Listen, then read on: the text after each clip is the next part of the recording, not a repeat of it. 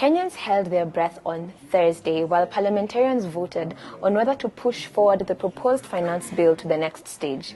Members of the National Assembly have been heard and quoted saying that for us to transform the economy, then more revenue needs to be collected from taxes and not from borrowing.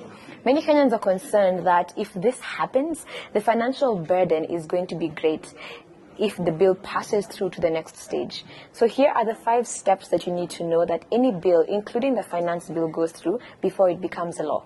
The first reading is the first stage of this process. The Treasury presents before the National Assembly the proposed finance bill, and it is referred to the Finance and National Planning Committee.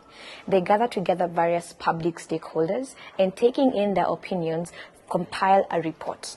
The second stage is that this report is presented before the National Assembly. This is what happened on Tuesday, the 18th of June. Thirdly is the second reading. A debate on the committee's report proceeds in Parliament, and the MPs vote on whether to proceed onto the third stage, which is called the Committee of the Whole House.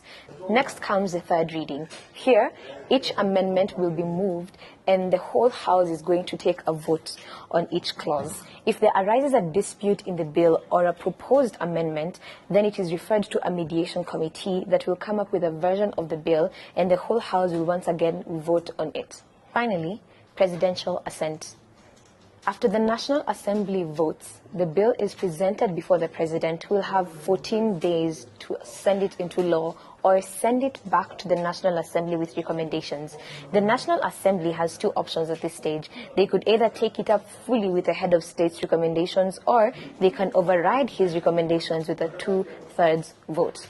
Now you're in the know on how laws are made in our country.